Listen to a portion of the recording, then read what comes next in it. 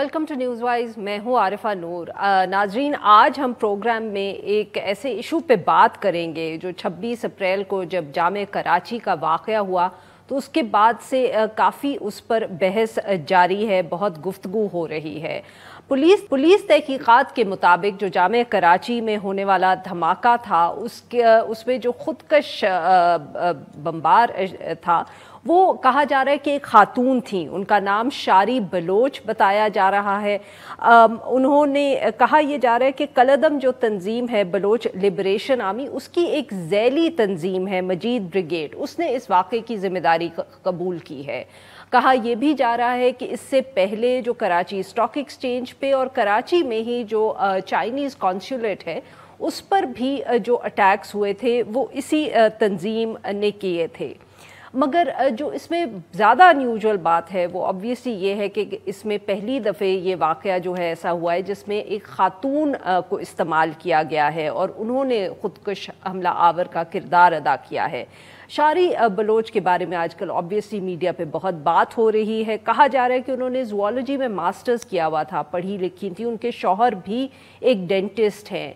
पिछले 6 महीने से वो कराची में ही रह रही थी और अब सवाल ये दोबारा पूछा जा रहा है कि क्या सचमुच जो सारी बहस रही है पाकिस्तान में बलोच इंसर्जेंसी के हवाले से सारे मामले पर, और उसकी क्या we have been missing out on some important facets.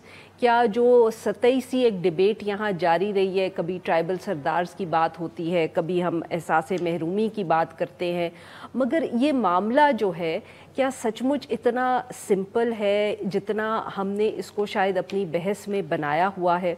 क्या ये एक बहुत अनयूजुअल बात है या कोई टर्निंग पॉइंट है कि इतनी पढ़ी लिखी खातून जो थी वो एक ऐसे वाक़े में मुलव्विस पाई गई हैं? इस सारे मौजू पे गुफ्तगू करने के लिए आज हमारे साथ मोहम्मद आमिर राना साहब सीनियर तज्ज़ियाकार हैं, टेररिज्म और वायलेंस इस तरह के इश्यूज़ पे बहुत गहरी नज़र रखते हैं।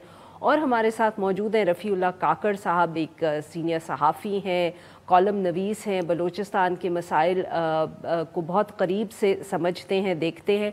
इनसे हम बात करेंगे but after a short break. Stay with us. Welcome back नाज़रीन। हम गुफ्तगू कर जो गुज़िश्ता दिनों में वाक़या कराची में हुआ, एक बस पे जो हमला हुआ उसमें कहा जा रहा है एक बलोच खातून इन्वॉल्व थी। और हमारे साथ मौजूद है मोहम्मद आमिर राना साहब, रफ़ीउल्लाह काकड़ साहब। काकड़ साहब, सर आपसे गुफ्तगू का आगाज़ करेंगे। ये ज़रा हमें सर ये BLA और जो मजीद ब्रिगेड है, अगर इसका आप थोड़ा सा को बैकग्राउंड दे सकें कि ये और इनकी इतनी क्यों इन्वॉल्वमेंट, पिछले जो इतने हाई प्रोफाइल अटैक्स हुए हैं कराची में ख़ास तौर पे, उनमें इनकी इन्वॉल्वमेंट क्यों पाई जाती है, अगर आप हमें समझाएं सर। जी बहुत शुक्रिया।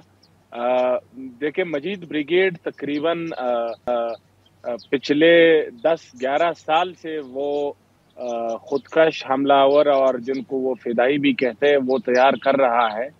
अभी लाइमलाइट में ये पिछले 1-2 साल में ज़्यादा आई है, लेकिन इसका आगाज़ जो है ये 2010 या 11 में गालिबन हुआ था, जब क्वेटा में ही इधर एक सियासी रहनुमा जिसे बलोच अस्करियत पसंद जो है वो पाकिस्तानी रियासत का एक नुमाइंदा समझते हैं या इल्ज़ाम लगाते हैं, उसके घर के सामने पहला उन्होंने एक खुदकश हमला किया था।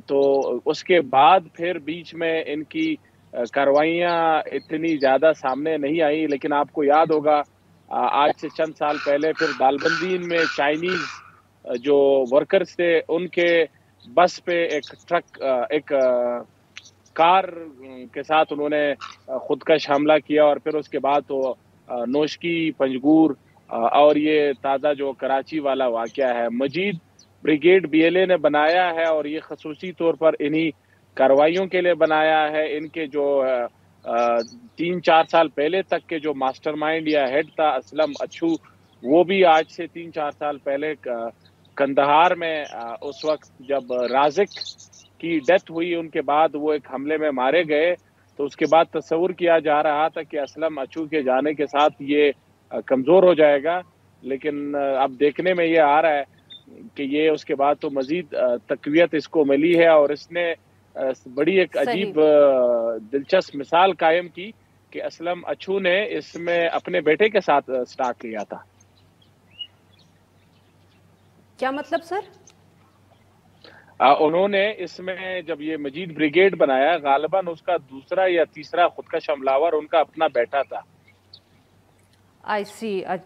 عامر رانا صاحب سر اسی حوالے سے جب سے یہ واقعہ ہوا ہے آپ بھی دیکھ رہے ہوں گے بہت سی بحث ہو رہی ہے اور لوگ اس طرح بحث کر رہے ہیں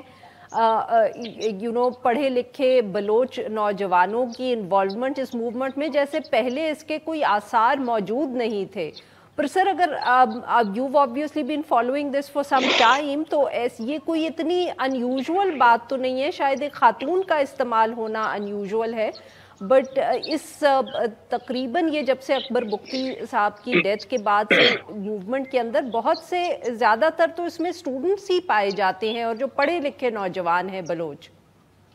جی بالکل ایسا ہی ہے, اس میں کوئی اچنبے کی اتنی بڑی بات نہیں ہے, اور آپ نے صحیح اشارہ کیا کہ اس کے اندر جو ابھی قیادت ہے وہ نوجوان لوگوں کے پاس ہے, اور یہ ظاہر ہے کہ زیادہ تر لوگ بی ایس او آزاد بلوچ اسٹوڈنٹ آرگنائزیشن ایک آزاد گروپ ہے, وہاں سے آئی ہے, خواہ وہ بی ایل ایف کی ہو, بی ایل اے کی ہو, ریپبلکن گارڈز کی ہو, جتنے بھی گروپس ہیں میکسیمم کی ایک دو کو چھوڑ کے, وہ اس میں ایک ٹرانزیشن ہوئی ہے کہ یہ جو ٹرائبل اور ایک جو مڈل کلاس کا ایک امتزاج چلتا تھا وہ کمپیریٹیولی اب سرداروں کے ہاتھ سے نکلتا جا رہا ہے, اور اس کی قیادت جو ہے بی ایس او کے پرانے جو لوگ ہیں ان کے ہاتھ میں آ رہی ہے. تو ظاہر ہے جب یہ پوری ایک اس کا سوشل کانسٹرکٹ بھی چینج ہو رہا ہے تو اس تنظیم کے اندر بھی جو ہے تبدیلیاں آنا شروع ہوں گی. تو اب اس کا جو کمپیریزن ہے آپ کسی بھی ایسی ہی لیفٹ کی ایتھنک موومنٹ کے ساتھ کر سکتے ہیں, خواہ وہ ماؤس موومنٹ نیپال میں ہو, تامل ٹائگرز کی ہو, شائننگ پاتھ ہو, بے تحاشا آرگنائزیشنز ہیں. تو وہ اس میں, اور خاص طور کے اوپر جب ان کے کریڈینشلز کلیم کرتے ہیں کہ یہ نیشنلسٹ ہیں اور سیکولر ہیں, تو اس میں ظاہر ہے کہ پورا کنسٹرکٹ بھی چینج ہو جاتا ہے. اس میں یہ جو جینڈر کی جو ڈبیٹ ہمارے اندر آتی ہے وہ وہاں پہ کوئی معنی نہیں رکھتی, اور جب تک سرداروں کا غلبہ رہا تو اس وقت تک شاید یہ چیز جو ہے بالکل آڈ محسوس ہوتی تھی.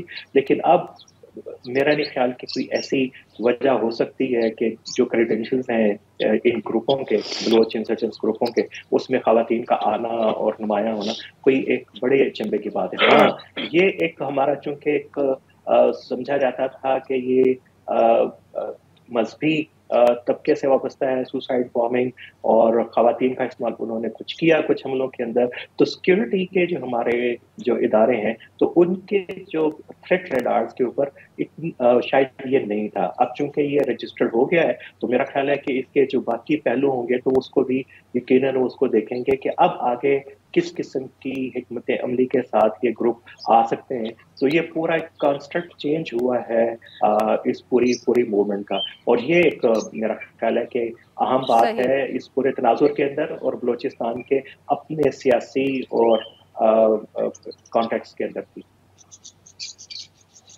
جی کاکڑ صاحب, سر obviously رانا صاحب تو نے جس طرح اس کو بیان کیا, انہوں نے ایک خاتون کا ایز اے سوئسائڈ بامبر استعمال ہونا بھی اسی تناظر میں دیکھا ہے, بٹ سر پھر بھی آئی مین یہ دس ان اٹ سیلف کہ ایٹ لیسٹ آئی تھنک میرے خیال میں پاکستانی تاریخ میں تو یہ پہلی دفعہ ہے کہ خاتون اس طرح کے ایک واقعے میں ملوث پائی گئی ہیں. کیا آپ کے خیال میں یہ اب ایک ایسا ٹرینڈ ہے جو ہمیں خدا نخواستہ آپ کے خیال میں زیادہ نظر آ سکتا ہے آنے والے دنوں میں, and do you see it is something انیوژول؟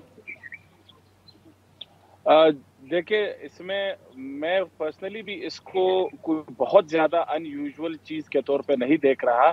جس طرح رانا صاحب نے کہا پاکستان میں بھی پہلے تو یہ کہ جو نان وائلنٹ بلوچ نیشنلسٹ سیاست ہے اس کا جو سب سے ریڈیکل سٹریم ہے اس میں بھی پچھلے 10-12 سال میں خواتین کی بہت بڑی تعداد میں نمائندگی نظر آئی ہے. میں اس کی ایک مثال دیتا ہوں.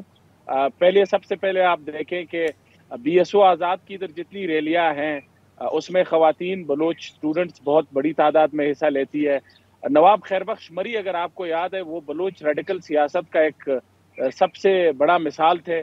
ان کے جنازے کو اس وقت بی ایس او آزاد کی خواتین اور لڑکیوں نے ٹیک اوور کر لیا تھا, اور انہوں نے किसी को करीब आने नहीं दिया, और उधर जो जिस तरह के फिर अपने रेडिकल स्लोगन्स लगाए। अच्छा, इसी तरह पाकिस्तान में अगर हम एथनिक कॉन्फ्लिक्ट से हट के जो रिलीजियस बेस्ड कॉन्फ्लिक्ट या वायलेंस के लिए रिलीजियसली इंस्पायर्ड, उसमें भी हमें खवातीन, पढ़ी लिखी खवातीन का रोल नजर आया है। आफिया सिद्दीका जो है, या Aafia Siddiqui, basically it's different conflict, but profile और उसके जो रेडिकल एक्शंस और पार्टिसिपेशन तो वो है, और इसी तरह हमें अक्रॉस द वर्ल्ड नजर आती है। मुझे ये एक परेशानी और बहुत खतरे और परेशानी की बात ये जरूर है कि ये अब खुदा न खास्ता बलूचिस्तान में बलोच खवातीन का जो रेडिकल सियासत में किरदार था वो मुजाहिरों तक महदूद था, वो स्लोगन्स तक महदूद था, वो और नॉन वायलेंट एक्टिविटीज तक महदूद था।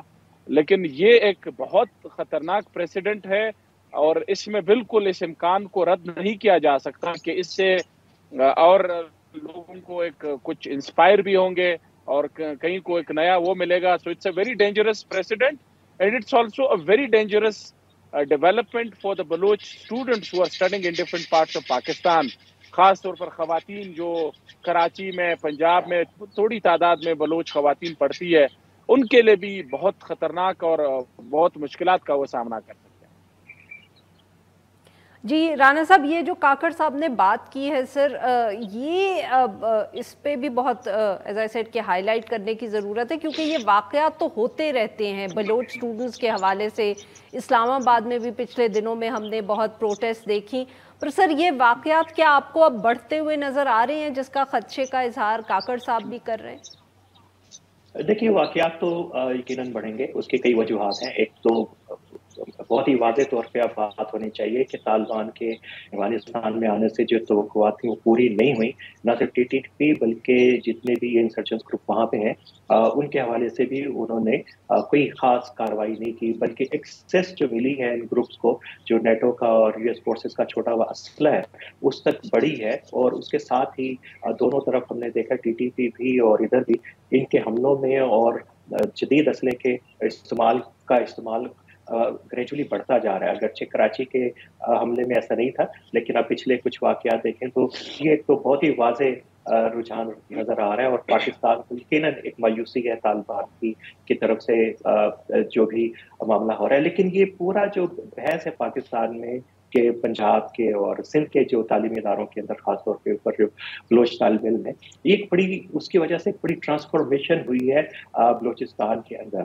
इन लोगों ने आके बच्चों ने देखा है कि किस तरीके से डेवलपमेंट का मॉडल दूसरे इलाकों में क्या है, हमारे इलाकों में क्या है, और कई तरीके की इंस्पिरेशंस भी आई हैं। एंगर का लेवल अगर इसको मेजर किया जाए साइंटिफिकली तो मेरा ख्याल है कि वो कंपैरेटिवली कम है। और ये मैं इसलिए दावे से कह सकता हूँ कि हमने पिछले कोई 7-8 साल से मुतअद्दिद बार हमने कुछ सर्वेस की, स्टडीज की बलोच तालिबों के अंदर, तो वो जो पॉजिटिव ट्रांसफॉर्मेशन है खवातीन तालिबात के अंदर भी और बाकी तलबा के अंदर भी, वो ज़्यादा है। और उनके अंदर एक एनकरेजमेंट हुई है, मेन स्ट्रीमिंग की ख्वाहिश हुई है, एक पॉलिटिकल व्यूज़ के अंदर तब्दीली आई है, उनके सोशल बिहेवियर्स के अंदर तब्दीली आई है। और बहुत सारे जो बलोच तलबा हैं वो बलोच पाकिस्तान से बाहर तालीम के लिए गए हैं। तो अगर इसको कोई बहाना बना के और क्रैकडाउन जिस तरीके से जारी हुए हैं, मेरा ख्याल है कि वो ज़्यादा काउंटर प्रोडक्टिव होगा।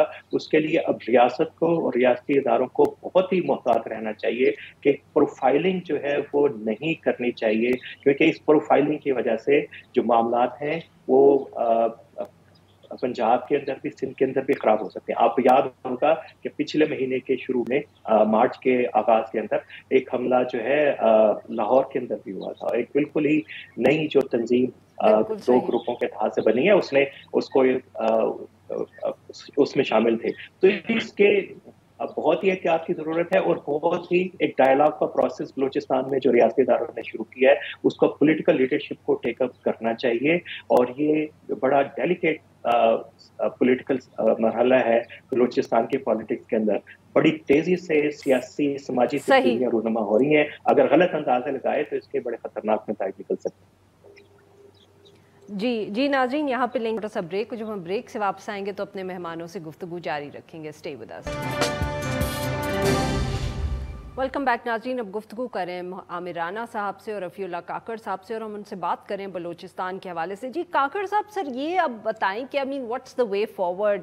अभी तक रियासत के पास लगता है कि कोई कोई प्लान नहीं है, कोई उन्होंने प्लान तैयार नहीं किया कि ये नौजवान जो हैं, जो किसी ट्राइबल लीडर के शायद कंट्रोल में नहीं है, इनको किस तरह इनसे बात करनी है, कम्युनिकेट करना है, डायलॉग अगर करना भी है तो किससे करना है और कैसे करना है? जी, वे फॉरवर्ड के लिए दो बड़ी इंपॉर्टेंट प्री रिक्विजिट्स है मेरे ख्याल से जो रियासत को फुलफिल करनी चाहिए। नंबर वन, पहले रियासत को ये रिकॉग्नाइज करना चाहिए कि ये प्राइमरीली डोमेस्टिक इंटरनल प्रॉब्लम है, और अभी तक जो रियासत का बयानिया है वो डिनाइल पे बेस्ड है कि जिसमें हमने हर वक्त अपने प्रॉब्लम्स को एक्सटर्नलाइज किया है, एक्सटर्नल फैक्टर्स पे डाल के हम अपनी जिम्मेदारी से जान छुड़ाते हैं। यस, इस बात की पॉसिबिलिटी को रूल आउट नहीं किया जा सकता कि कोई एक्सटर्नल प्लेयर इसमें इन्वॉल्व होगा, एक्सप्लॉइट कर रहा होगा। एक्सटर्नल प्लेयर्स का तो काम यही है, लेकिन ये इशू प्राइमरीली इंटरनल है, डोमेस्टिक है।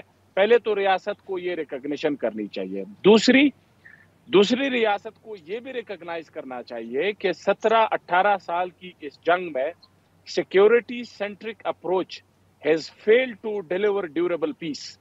इस सिक्योरिटी सेंट्रिक अप्रोच ने इंसर्जेंसी को कंट्रोल जरूर किया है, उसकी इंटेंसिटी को कम किया है, उसको खत्म नहीं किया। इंसर्जेंसी ये खत्म नहीं कर सकता। और ये बात रियासत को समझनी चाहिए कि एक लो स्केल कॉन्फ्लिक्ट बलूचिस्तान में तकरीबन इंडेफिनेटली कंटिन्यू कर सकती है। और सबसे दिलचस्प बात यह है कि बलोच इंसर्जेंट्स को इस बात का इदराक है। आप अभी उनकी टैक्टिक्स पे अगर नजर डालें, वो कोई फुल स्केल वॉरफेयर में दिलचस्पी नहीं रखते। उनको पता है कि 3-4 महीने में इधर उधर कोई छोटा सा धमाका करके वो अपनी प्रेजेंस अनाउंस करवाते हैं, बट दे रियलाइज कि इसका साइकोलॉजिकल इम्पैक्ट तकरीबन वही है। सेगमेंट में कम है, तो जरा इस पे भी आए कि अब बात किस तरह हो सकती है। अगर ये 3 इश्यूज एक्सेप्ट भी कर लिए जाएं तो अब बात कैसे करनी है? बात करने के लिए पहले तो ये कि क्रेडिबल पार्लिमानी कमेटी बनाई जाए, क्रेडिबल लोगों की, जो उनको, दूसरी बात, उनको बाइख्तियार बनाए, उनको जेन्युइनली मैंडेट दे दे। तीसरा, सब्सटेंशियल कंसेशंस के लिए रेडी हो जाए। ये मजाक से, ये छोटे मोटे कॉस्मेटिक डेवलपमेंट पैकेजेस से नहीं हल हो सकता। डॉक्टर मालिक साहब ने 2014-15 में बड़ी जेन्युइन एफर्ट की थी, उनको बैक स्टैप किया गया, उनको भी आपने डीलेजिटिमाइज किया। वो कामयाब हो गए थे अपनी एफर्ट में, लेकिन चूंकि पीछे वो बाइख्तियार नहीं होते, मिलिट्री एस्टैब्लिशमेंट या उनके लोग उस तरह से सपोर्ट नहीं करते इस प्रोसेस को, एज अ रिजल्ट वो कामयाब नहीं होता। दूसरा, कामयाब करने के लिए you have to be ready to offer substantial concessions. Confidence building measures में कुछ आपके सामने रखता हूँ। मिसिंग पर्संस जितने हैं मुकम्मल तौर पर उनको रिहा करें। जो लोग एक्स्ट्रा जुडिशली किल हुए बलूचिस्तान में, उनके फैमिली से जाके माफी मांगे, उनके सरों पे हाथ फेरे, उनके बच्चों, उनके खानदान वालों को नौकरियां दें। Military operations as part of the CBM measures बंद करें। FC की लिमिटेड विड्रॉवल करें और उनको बॉर्डर्स तक महदूद रखें, शहरों को पुलिस और FC के हवाले करें। इस तरह के मेजर्स लेंगे, बाइख्तियार कमेटी बनाएंगे। आप ऑल पार्टीज, जितने हमारी सियासी जमातें हैं, उनके नुमाइंदे उस पार्टी में, उस कमेटी में शामिल करें, उनको मैंडेट दे दे। बिल्कुल ब्रेक थ्रू होगा और मुज़ाकरात आगे जाएंगे। सही जी। आमिर राना साहब, सर आप इत्तेफाक करेंगे कि सब्सटेंशियल कंसेशंस जो हैं वो बहुत अहम है, और कॉन्फिडेंस बिल्डिंग मेजर्स इस तरह के होंगे तो उसके बाद बात आगे बढ़ेगी? जी बिल्कुल, मेरा ख्याल है कि हमें मसले का भी पता है और उसके हल का भी पता है। और अगर मुख्तसर बात की जाए, जो मौलाना हिदायतुल्लाह के मुतालबात थे ग्वादर की तहरीक के अंदर आए, जिसको हुकूमत ने और रियासती इदारों ने माना, तो अब उसके ऊपर इम्प्लीमेंट करना चाहिए। उससे बहुत सारे इशूज़ कवर हो जाएंगे। और दूसरी बात ये याद रखनी चाहिए कि रफ़ीउल्लाह काकड़ साहब ने भी इशारा किया कि जो लो स्केल जो इंसर्जेंसी है वो चलती रही है और चलेगी, और ये ख़त्म होने वाली नहीं है। कि जिस किस्म का एक सेंटिमेंट डेवलप हो चुका है, लेकिन इसको इम्पैक्ट इसको कम किया जा सकता है, और वो है डायलॉग के ज़रिए। और डायलॉग जो है उसके یہ نہیں ہے کہ صرف آپ یونیورسٹیز میں جا کے اور جرگہ کر کے آپ بات چیت کریں. ڈائلاگ کا مطلب جو کاکڑ صاحب نے اشارہ کیا کہ ڈیولپمنٹ جو پارٹیسپیٹری جو ڈیولپمنٹ ہے اس کے ماڈل کی طرف جایا جائے. اور دو چیزیں کرنے کی ضرورت ہے. ایک تو فری اینڈ فیئر الیکشن کا مطالبہ جو بار بار ہر ڈائلاگ کے اندر بلوچستان میں سامنے آتا ہے اس کو انشور کرنا چاہیے. اور یہ کوئی بڑی قیمت نہیں ہے انسرجنسی کو کم کرنے کے لیے اور انریسٹ کو بدمنی کو کم کرنے کے لیے. اور دوسرا مسنگ پرسنس کا ایشو ہے, اس کے لیے ریاست کو پوری اپنی اپروچ کے اوپر نظر ثانی کرنی پڑے گی. یہ دو چیزیں کر لیں اور میرا خیال ہے کہ بہت فرق پڑ جائے گا. لیکن اس کے لیے جو ول چاہیے اور اداروں کے اندر خود اپنے ڈائلاگ زیادہ ضروری ہے, بجائے اس کے کہ وہ ڈائلاگ جو ہے بلوچوں کے ساتھ کریں, ان کی نوجوانوں کے ساتھ کریں. اور اگر ایک بات کی جا سکتی ہے کہ اگر آپ کو لگتا ہے, اور اس پہ کنسنسس ہے پورے پاکستان میں, خواہ وہ ہمارے عسکری ادارے ہوں, سیاسی ادارے ہوں, دانشور ہوں, سول سوسائٹی ہو, مذہبی جماعتیں ہوں, کہ بلوچستان ہمیشہ سے نظر انداز کرتا چھپا رہا ہے, اس کے مسائل اس کے بہت زیادہ ہیں, تو کیوں نہ ایک نیشنل چارٹر بنایا جائے کہ پورے اگلے 10 سال جو ہے بلوچستان کو ایک مثالی صوبہ بنانے کے اوپر لگائیں گے. تو یہ کنسنسس تو کئی دنیا کے کئی حصوں میں ہوتا ہے, تو پاکستان میں کیوں نہیں ہو سکتا, جہاں پہ آبادی بھی کم ہے, رقبہ بہت زیادہ ہے, وسائل اس کے پاس اپنے بہت زیادہ ہے.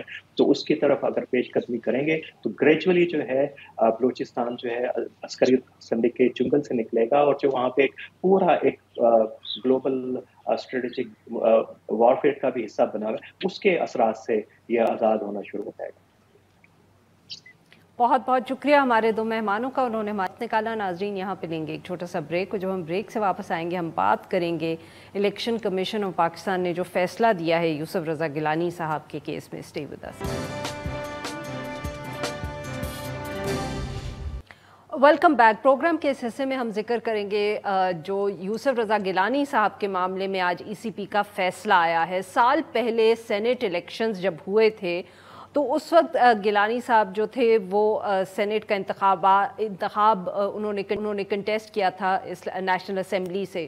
اس وقت ایک ویڈیو منظر عام پہ آئی تھی جس میں ان کے جو صاحبزادے ہیں علی حیدر گیلانی صاحب, وہ یوسف رضا گیلانی صاحب کے سپورٹ کے لیے کچھ کسی سے بات کر رہے ہیں اور ان کو سمجھاتے ہیں, ان کی فون پہ کسی سے بات کرواتے ہیں, پیسے آفر ہوتے ہیں, ووٹ ضائع کرنے کا طریقہ بھی بتاتے ہیں. اس معاملے کا الیکشن کمیشن نے نوٹس لیا تھا, اور اب سال کے بعد جو ہے یہ فیصلہ آیا ہے. اور فیصلہ یہ ہے کہ علی حیدر گیلانی صاحب اور جو ایم این اے فہیم خان اور کیپٹن ریٹائرڈ جمیل صاحب ہیں, ان کے اوپر کرپٹ پریکٹسز کا جو الزام ہے, اس حوالے سے ڈسٹرکٹ الیکشن کمشنر کو یہ کہا ہے کہ ان کے خلاف جو فوجداری کی کارروائی ہے وہ کی جائے. الیکشن کمیشن کے مطابق اس کیس کے اندر ان کو 3 سال کی سزا اور 1 لاکھ روپیہ جرمانہ ہو سکتے ہیں. مگر ساتھ میں اس فیصلے نے یوسف رضا گیلانی صاحب کو بالکل بری کر دیا ہے اس کیس میں. انہوں نے کہا کہ کوئی ثبوت نہیں ملا کہ ان کا کوئی تعلق تھا اس سارے معاملے سے. اس پر گفتگو کرنے کے لیے ہمارے ساتھ موجود ہیں قوات صاحب, سابق سیکرٹری ہیں Election Commission Pakistan. Welcome to the show sir. جی سر, بتائیے گا کہ یہ اب جو الیکشن کمیشن کا فیصلہ آیا ہے تو اب آگے کیا پروسیجر ہوگا ان 3 افراد کے حوالے سے, کہاں کیس چلے گا اور کس طرح فیصلہ ہوگا؟ جب الیکشن کمیشن آف پاکستان نے جو ان کا ایک الزام لگایا تھا فہیم خان قومی اسمبلی کے ممبر تھے وہ, تو ان کو الیکشن کمیشن نے جب بار بار طلب کیا تو وہ 8 مہینے تک وہ الیکشن کمیشن پاکستان میں نہیں آئے, ان کے کسی خط کا جواب نہیں دیا. اور جب ان کو نوٹس جاری کیے اس کو نوٹس کی وہ تعمیل نہیں کی. تو اسی طرح یہ الیکشن جو ہے یہ معاملہ بڑا زیر سماعت بھی رہا, پریس بھی آتا رہا, میڈیا بھی آتا رہا, اور الیکشن کمیشن پاکستان پر بھی تنقید ہوتی رہی. لیکن جب بہارا جب زیادہ دباؤ پڑا تو تقریباً 2 مہینے پہلے فہیم خان نے اپنا بیان جاری باقاعدہ ریکارڈ کروا دیا. اس کے بعد پھر الیکشن کے پاکستان کے پاس جو یوسف رضا گیلانی کے بارے میں بات تھی تو وہ اس کا ثبوت وہ پیش نہیں کر سکے. انہوں نے صرف جو ملاقات کی علی حیدر گیلانی کے ساتھ جو بات چیت چل رہی تھی وہ انہوں نے اپنا ریکارڈ کروایا. اس لیے انہوں نے یوسف رضا گیلانی کو بری کر دیا, علیحدہ کر دیا اس مقدمے. سر کیا یہ مطلب کہ ہم جیسے جو عام انسان ہیں سارے واقعے کو دیکھتے ہیں تو یہ لگتا ہے کہ علی حیدر گیلانی صاحب, اور انہوں نے خود اپنی پریس کانفرنس میں بھی کہا تھا کہ وہ ووٹ ضائع کرنے کا طریقہ سکھا رہے ہیں اپنے والد کے الیکشن کے حوالے سے, उन्होंने एक साहब से फ़ोन पर बात करवाई जो वो कह रहे थे कि नासिर हुसैन शाह साहब हैं। तो ये कैसे हो सकता है कि और किसी से ताल्लुक इस्टेब्लिश ही नहीं हुआ? बिल्कुल सही फरमाया आपने। अब इसका तरीकाकार ये है कि इलेक्शन कमीशन पाकिस्तान के पास अब जब ये रिपोर्ट आया, फहीम ने जो बकायदा रिकॉर्ड करवाया, तो वो बात उन्होंने यूसुफ रज़ा गिलानी के बारे में बात नहीं कही। उन्होंने सारा जो अपनी गुफ्तगू का महवर ये रखा अली हैदर गिलानी। तो फहीम ने भी और मेजर जाप ने जब असल में जो है इसमें जो वो मुद्दई हैं वो थे अपने फहीम खान, कौमी असम्बली के मेंबर। अच्छा, अब ये हालात को देखते हुए इलेक्शन पाकिस्तान ने जो उनके पास जो इख्तियारात हैं वो आता है करप्ट प्रैक्टिस। जो हमारा इलेक्शन एक्ट 2017 का सेक्शन 167 से लेकर 174 तक, इसमें करप्ट प्रैक्टिस में ये आता है कि तरगीब देना, लालच देना या रिश्वत देना, उसको अपने वोट खरीदना, ये सारा उसमें जो है वो आर्टिकल अब सेक्शन 167 में पूरा तफसील दी हुई है। और इसके बाद ये कहा गया अगर इसमें कोई मुलव्वस पाया जाता है फिर 174 के तहत इलेक्शन कमीशन ऑफ पाकिस्तान उसके खिलाफ मुतलका जिले में डिस्ट्रिक्ट सेशन जज के यहाँ अपना फौजदारी का मुकदमा दर्ज करा दे। तो इन्होंने इलेक्शन पाकिस्तान ने वो करप्ट प्रैक्टिस के तहत ही अपने महकमे को, अपने ऑफिसर को हुक्म जारी किया है कि भी आप डिस्ट्रिक्ट सेशन जज के यहाँ इस्लामाबाद में इनके खिलाफ करप्ट प्रैक्टिस का मुकदमा दर्ज करा दे।